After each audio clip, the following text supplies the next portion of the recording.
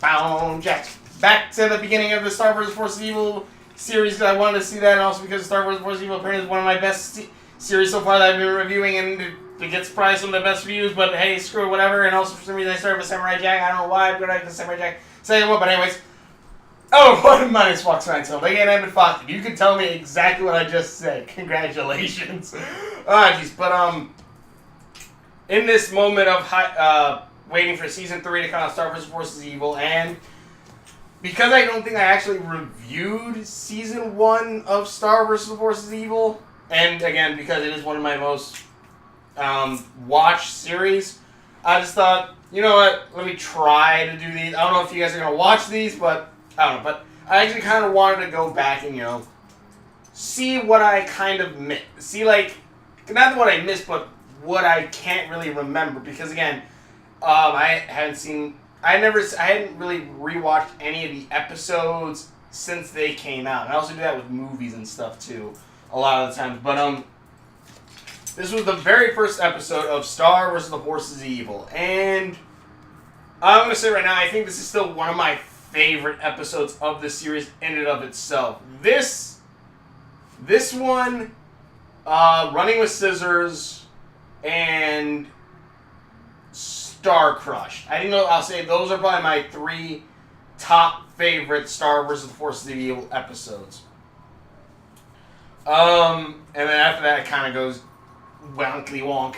But anyways, if you guys don't know what this episode is, it's Twin Star Festipias, which, one, I'll say, I could even go with the whole theory saying, like, this is probably her telling her kids the story, too, since the beginning it kind of opens with her narration.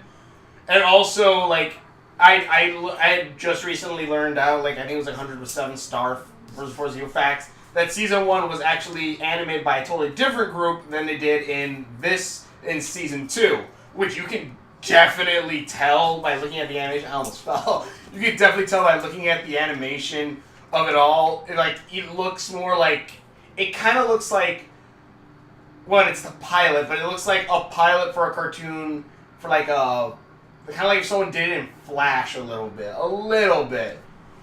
And like the characters' like faces kind of go wonky a little bit at times, or Marco's face will look super long for some reason. But I'll say in this one right now, even rewatching this one, I still had a lot. I'm not saying that the other Star vs. Evil episodes, I don't have laughs in them. But this one just was chock full of, like, good, funny jokes that I just love. Especially my favorite one is still the one where, I'm a magical princess from another dimension. A rainbow catches on fire, and then it catches onto the building next to it, and then Marco's like, oh fuck, I need to get out of here. Or Marco's saying if Star moves in, he's gonna leave, and he walks out the window for some reason. Like, this episode was freaking killing me. It's freaking good. This episode is, like, probably still, again, one of the best ones. But again, also, mind you, the parents, which, again, this just makes way less sense now, too, later on. Because, again, what is it? Doesn't Moon say, the Moon says, oh, we need to bring Star back now because of whatever. We need to bring Star back now because it's too dangerous and stuff. I'm just thinking, and in this one they say, like, the reason why they sent her to Earth was so she could learn to use her magic in a safe place. But apparently Ludo couldn't get to Star when she was in Muni. But Ludo could get to Star when she's on Earth. And also, it's Moon and the King's idea to send her to Earth. Which then later on Star says that, or Moon says that they should bring her back. But the whole thing was sort of to train on Earth. Why are you calling her back? I don't know. Also, another cool thing that I noticed in this episode is Glossaric. Glossaric is actually in the first episode of the show. I did not know that. And he has no lines in it. So you know what? And again, I say this before. This show does have some subtlety in it. Some good subtlety. Where, like, a scene could move by and you could miss something that's going to, be something worth later on. And again, like that's with what's her face, the Eclipse of the Dark One or whatever. How like you see her in the crystal in the background. This is a similar thing. Okay, you see Gloucester right there, right next to the Queen. So you do show, yeah, he is there, and he's actually been there for a while before you even knew his name. That's pretty freaking cool. Which also then even brings up more of the question of the girl with the spades on her cheeks that that's at the edge when Star busts in on the Warnicorn at the beginning of this episode. That actually begs the question then: is she connected with Eclipse somehow? Maybe the daughter of Eclipse, or maybe a branched off lineage, which I would say a good example. But again, not a lot of everyone read Shaman King Flowers, but actually Naruto. That'd probably be a better one to say right now. How there is the Rinnegan, if I remember correctly, both Uchihas and whichever ones had the circle eye ones, the Rinnegan. They both have the same ancestor, but the lineage split and giving two different, lineages. Kind of a similar fashion, I think, is that how that could work. Having two families actually might make a theory on that. Yeah, rewatching the old series actually gave me some material. Good to know. Hopefully if this does well, I'm gonna keep doing more. But watching this, and again.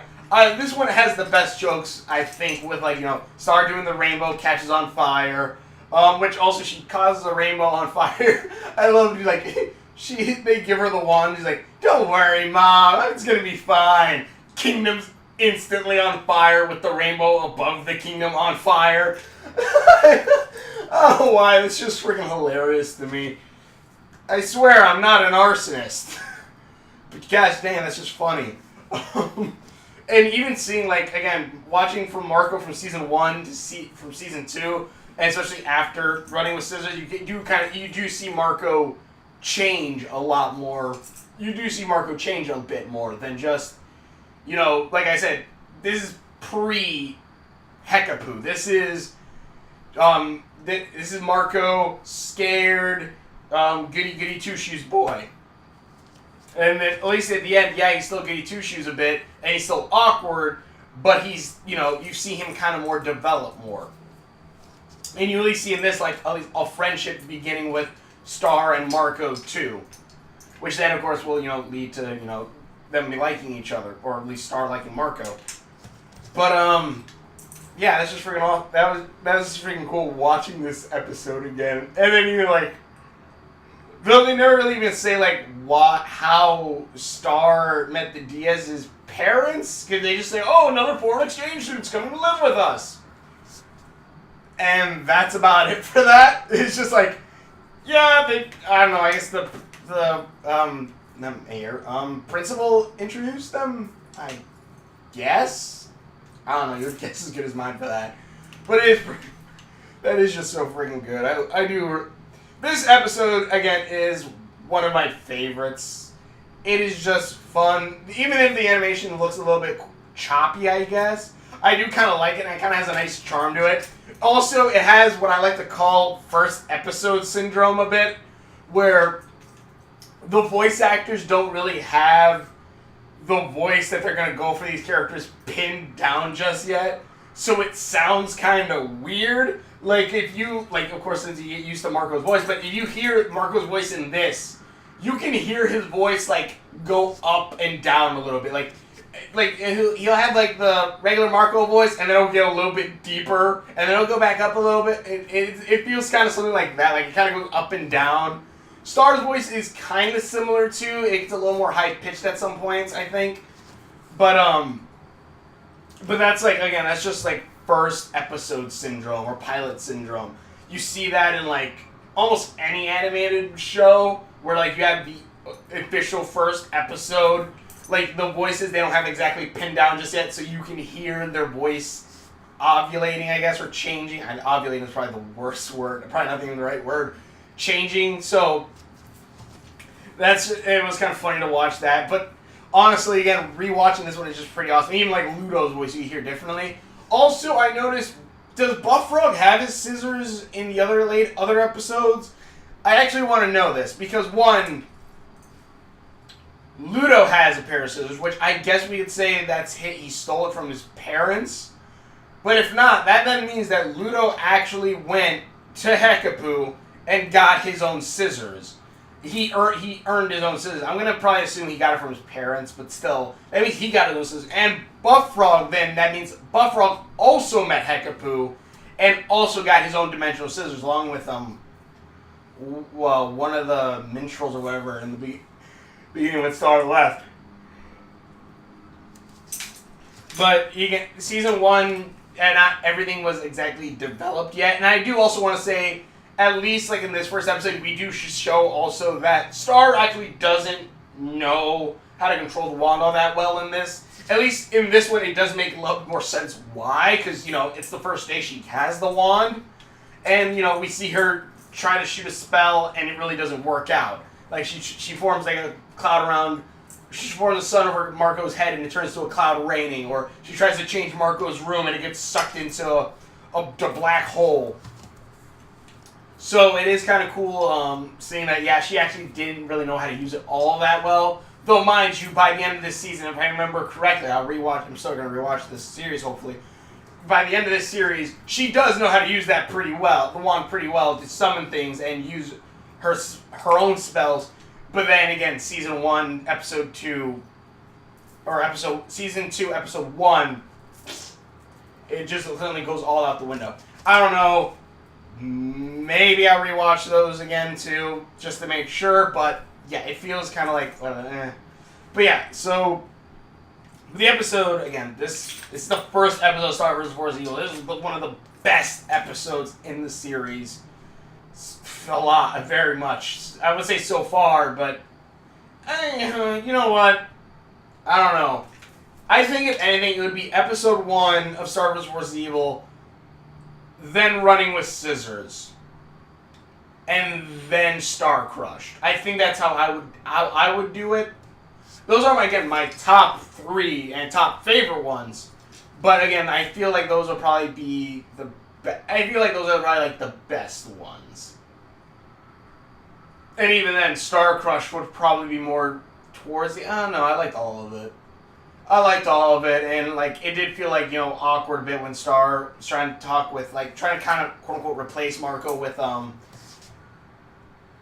Vampire Dude. I can't remember his name. But it did feel awkward, and it's kind of how she seemed to also have felt, so that kind of felt good, too. But, yeah. The episode is awesome. This was what started a series that does have its ups and downs for me, but overall, I really do enjoy, and I really do like this series. Tell me if you guys want me to keep reviewing Season 1 episodes. I definitely want to, because I don't believe I did review any Season 1 episodes. I don't think I did. If I did, I don't remember it, so you know what? You guys are going to get at least a newer perspective on it. At least, especially if you're following with me, then, we can go back and see, what did they allude to there? Because, again, this could be a whole, even though I hate the character, Ronaldo thing from Steven Universe, where Ronaldo straight up tells you everything that's going to happen or everything that's supposed to happen in, the next couple seasons in one episode in, 10 seconds. So, and, once you watch the series and then go back to that episode and watch it, you're like, oh, fuck, I was supposed to listen to this idiot, wasn't I? So maybe there's something like this. Again, we kind of had something similar to that with Glossric in this episode. He doesn't have any lines, but he is shown there, showing, okay, he actually has been reoccurring. But anyways, I don't know. Anyways, tell me what you guys think in the comments below. Thank you very much for watching. If you're watching videos I've done, click the links description below and links around my face and the little subscription buttons right there. Thank you very much for watching. Share my videos. And I'm a magical prince from a dark dimension. See you guys later. See ya. Dark. Aha!